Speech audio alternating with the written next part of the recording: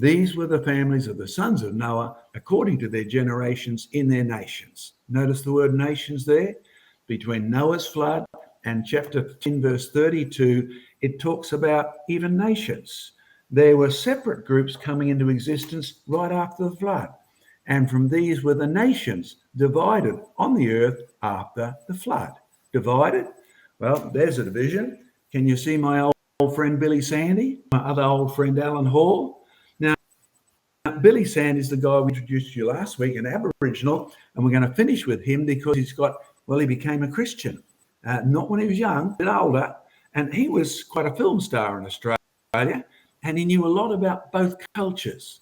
So did Dr. Alan Hall on the right. Look how white he is. Pommy background from New Zealand, die of skin cancer if he was out in the sun too often. But he was a linguist, a university linguist, and he could read 32 languages, speak fluently in 5 or 6, was a Bible translator, and he's actually been awarded the Order of Australia, highest award you can win civilly in Australia, through services to Aboriginal languages, Aboriginal people in reconstructing languages and place names. A brilliant guy, gifted with tongues. Well, there's Billy. Notice he's dark. Didn't need any skin cream at all to protect himself from sunburn unless he was walking around with his feet up in the air. Yes, Aboriginals can get sunburnt between their toes, on the palms of their hands, and on the arch of the foot. Interesting. There's Dr. Alan Hall. He got sunburnt everywhere. Even if he had a light singlet on, he would get sunburnt.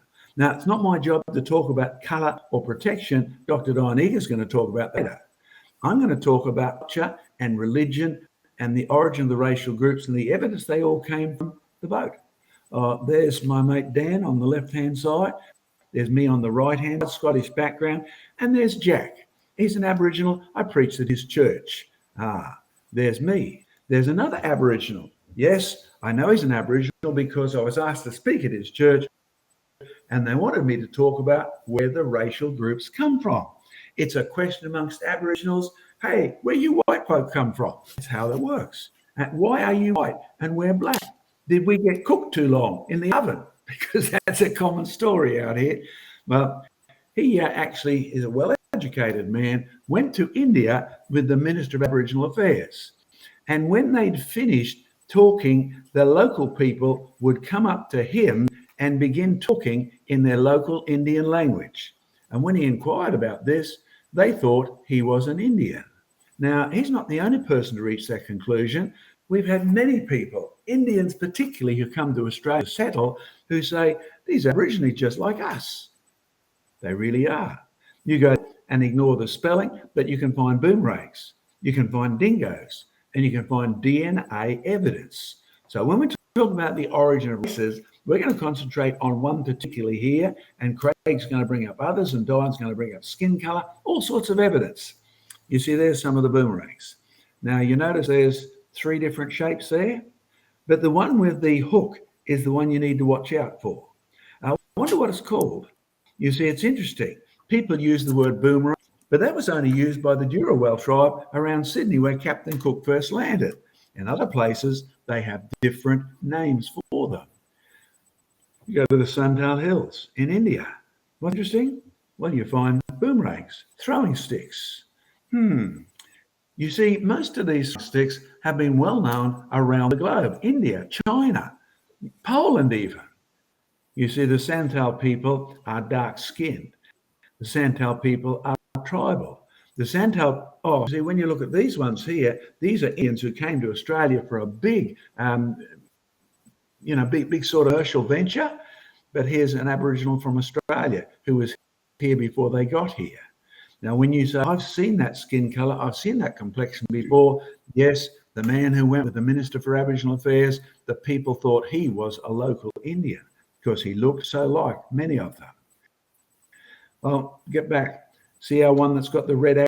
Would you call that a boomerang?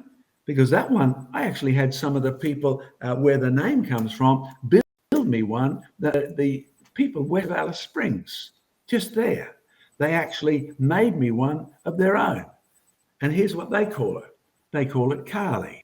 No, boomerangs are a word from the east coast of Australia. In fact, it was almost unknown outside of that region and they had different names for them. But Kali, the one with the hook, that's not designed to come back. That's a kill stick. And if you're looking for evidence in culture about where they came from, if you're looking for evidence to back up the fact that you can find dingoes and boomerangs in India, then there, the goddess of death in India is Kali. You have a killing stick, a stick that's designed to not come back, then what name to give it than Kali? You see, in our words, we betray our origins as well. Oh, I took that picture. That was the view outside a school that I was speaking in. Would you like to see that every day outside your school window? You think we cause pollution? Forget it. You'll find pollution unbelievable in third world countries. And you're close, the dog is rummaging through all the rubbish. Do you want dogs like that? Oh, that one is in Australia.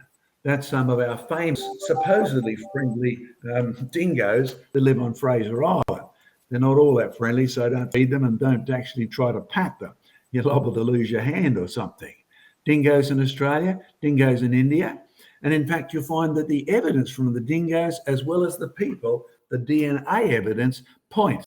Well, there's the report. Science Daily, 21st of July 9. We published that after Science Daily did.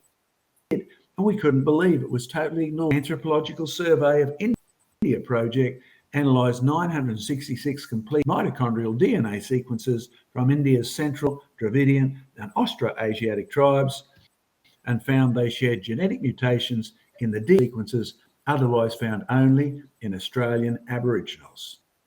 Now, the reason they pick genetic mutation rather than the whole strand is the mutations are the easy ones to spot, right? And they're the same in Australia as they have in India. This is a point Joe and I and the others make over and over again.